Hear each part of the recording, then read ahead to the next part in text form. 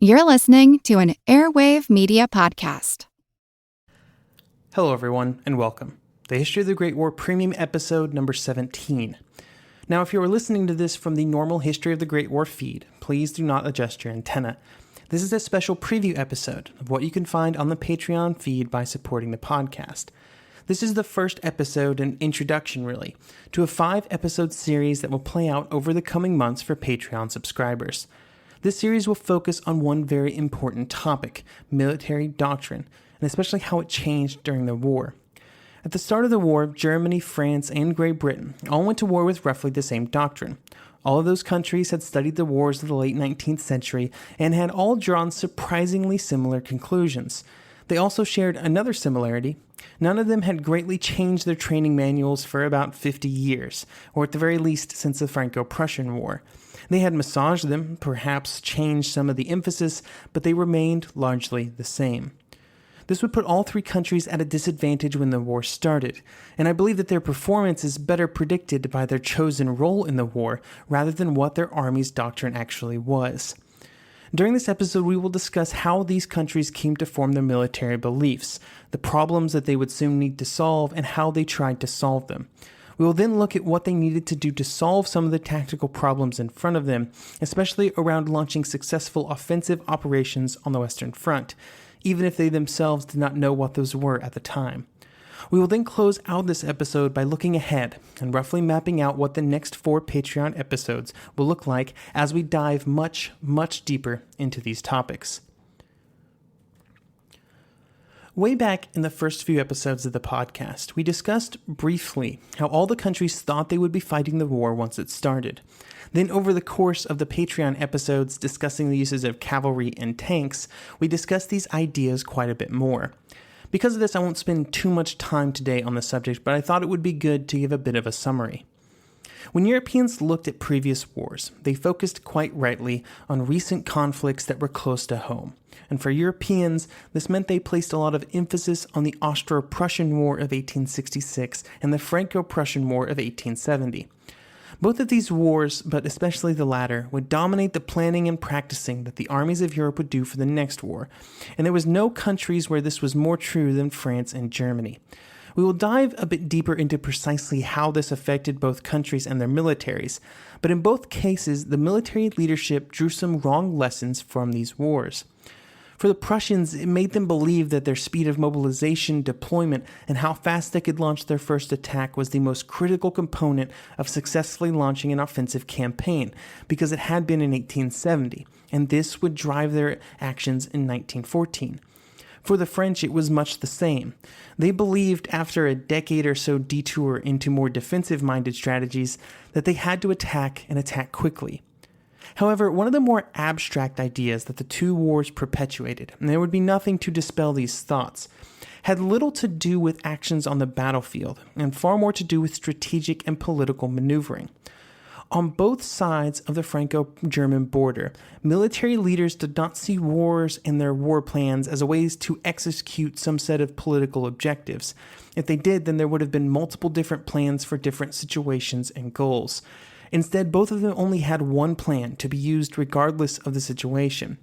This fact was due to the belief that if the military could win a big sweeping war against their enemies in these giant battles of annihilation, which they would of course win, then any political considerations were irrelevant, because the politicians could just sort things out over the smoldering corpse of their enemies. This belief can be seen in both the German move through Belgium, which was their only war plan, and the French thrust into Germany further south, once again their only war plan that they had for a war with Germany. There were just no contingency plans. We now move on to discussing some of the problems that these nations would face during the war. Without a doubt, the most enduring memory of the First World War is the trenches on the Western Front. Depictions of the battles that took place at places like Verdun, the Somme, Passchendaele dominate the histories. All of these battles, and of course many more, all came about because of the deadlock that evolved in northern France and Belgium. It was truly a horrible experience for all involved, which of course leads to the next logical question. Was this situation inevitable, and could they have fixed it? Often the end result of these questions is to blame the generals. Why did they not see the problems? Why did they not have a solution? This is where there is serious danger of being blinded by hindsight. We know that by the end of the war, the French, British, and Germans were all capable of making great progress in their offensives. But the War of 1918 was very different than the War of 1914, and even 1915 and 1916. When the war started, few generals thought that the war would become a stalemate, and so they were almost completely unprepared for that eventuality. Beyond that, they were flying by the seat of their pants on how to fix the problem. However, as we look back, the situation seems destined to just be as it was due to three critical problems that would turn the Western Front into the stalemate that it was.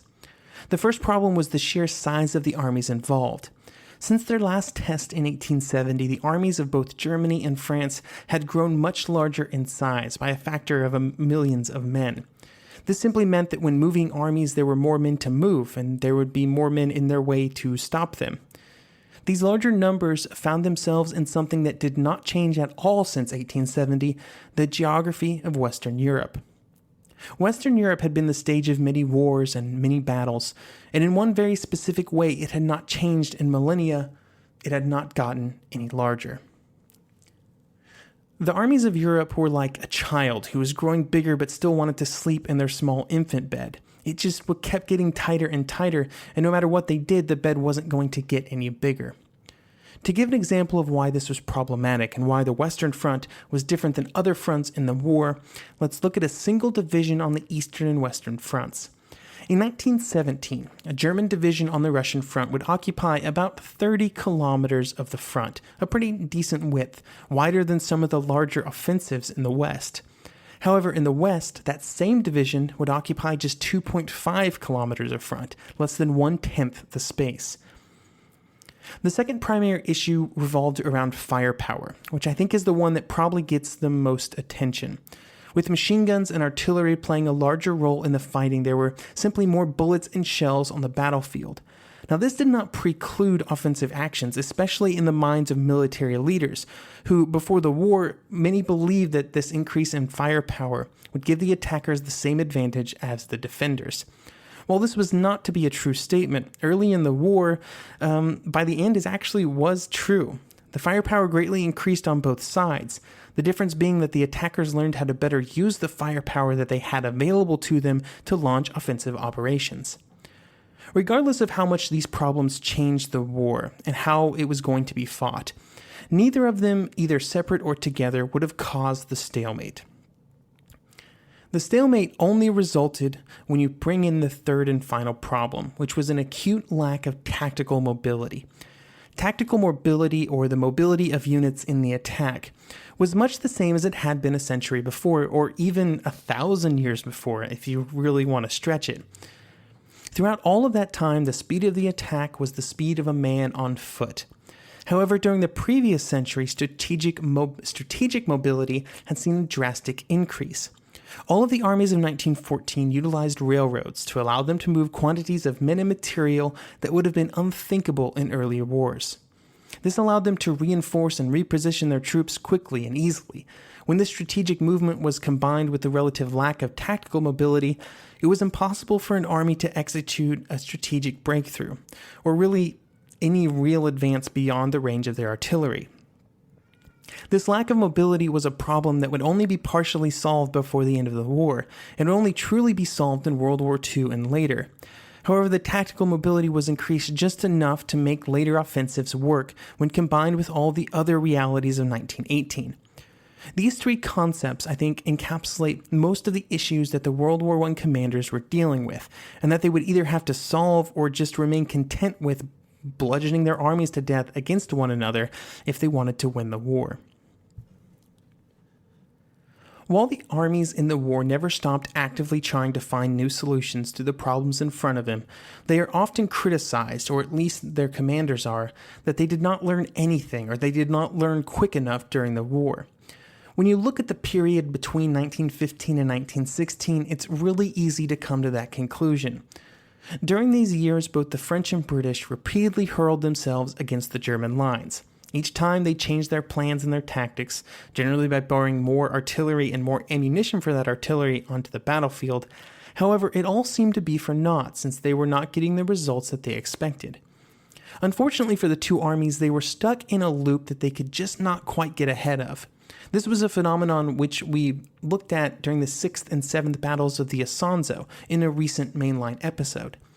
The British and French would figure out a better way to do something in one attack, but before they could launch another attack and put this lesson to use, the Germans would introduce something that either countered or changed the situation enough that lessened the impact of it.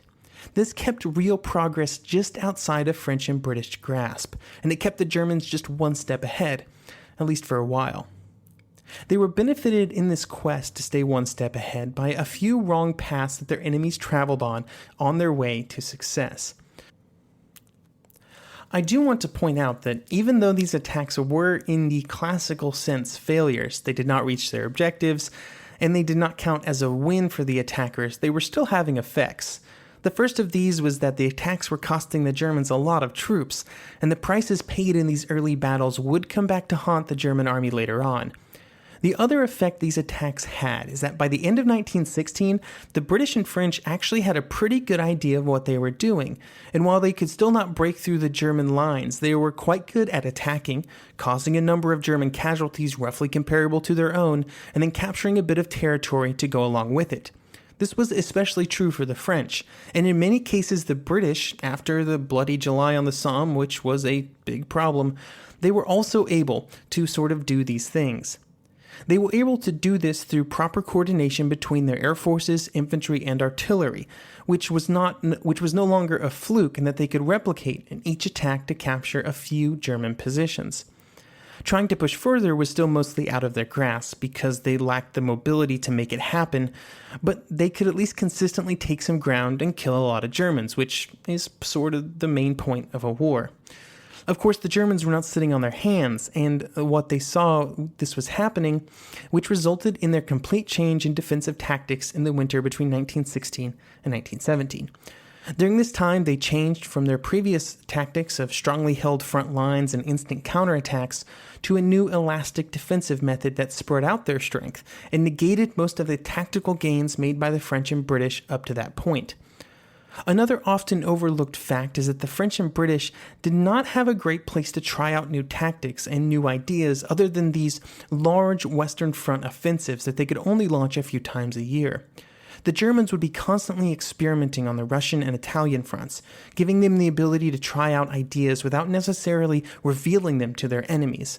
They could then bring what they learned back to France and Belgium for use on the primary front. There are, of course, a lot of other nuances that we will not go into right at this moment when it comes to what the armies learned during the war and how they used those lessons to adapt.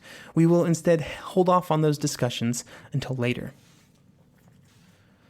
Of course, as we look back on the war, we not only have what the armies were thinking, learning, and doing, but we also have a pretty good idea of what they needed to do to solve some of their problems, information that they, of course, did not have. This meant that we have to be careful when judging the decision makers, since we are operating with far more information than they were. However, it does provide a good case study when it comes to how armies adapt in a complex, high-stress environment. It also provides fertile ground to look at how leaders adapt and change their assumptions and tendencies when they start off with many incorrect assumptions and must learn and integrate new ideas to try and move towards a doctrine that will eventually win their side in the conflict, especially when these concepts that they have to learn go against generations of military thinking. The concepts that, looking back, seem to be critical for the armies in World War I are neatly outlined in Michael Hunsaker's excellent dissertation that is titled Perfecting War, the Organizational Sources of Doctrinal Optimization. In this work, he outlines three concepts. The first of these is assault tactics, and this means the irregular, dispersed formation of infantry that are trained and empowered to initiate small unit actions on their own. They would bypass strong points and push deep into enemy territory to disrupt the enemy's ability to respond. Now, this type of troop would become famous with the German stormtrooper, but it would be used by several armies during the war. But it is also the exact opposite of what the armies started with at the beginning, which were when they used large units en masse to try and break through enemy positions by sheer manpower.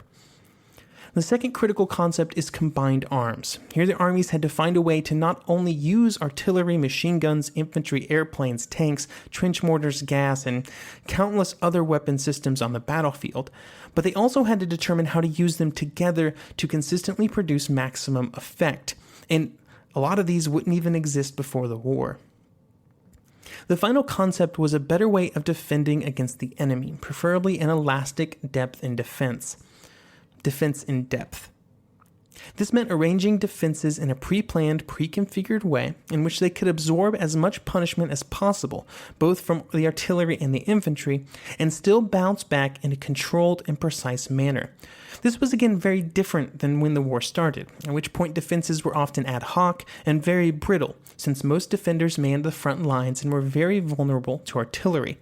This was difficult to move away from, since defenses in depth required the defenders to willfully give up territory to the enemy, under the assumption that they would then regain it in future counterattacks, which meant breaking the bedrock belief for what men should do on the defensive before the war, which was hold every piece of ground to the last man. All three of these concepts would need to be discovered and perfected by each army, and at least they needed to become proficient enough to not let them pull down their other efforts. As it was, two of the three armies being discussed would have figured out most of this by the end of the war. So this has been a much longer introduction than I initially planned, but hopefully it provides some good bedrock for our discussions that will come next.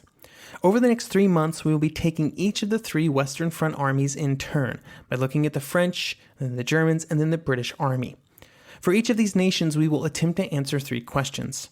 First, how they came to their military doctrine with which they started the war. Second, how and why they changed these practices during the war. And then finally, we will take stock of where they were at the end of the war. We will then have a 4th episode where we will take a step back and do a bit of comparing and contrasting between the 3 armies. The final episode will also be an episode where I will answer any questions that anybody has about the items that we are discussing, or just in general about how the armies fought during the war. I'm quite excited for the next few Patreon episodes, and hope you are too. And I hope to have an episode on the French army released by the end of June. Thank you for listening, and if you enjoyed this episode, you can find more like it over at patreon.com/historyofthegreat war.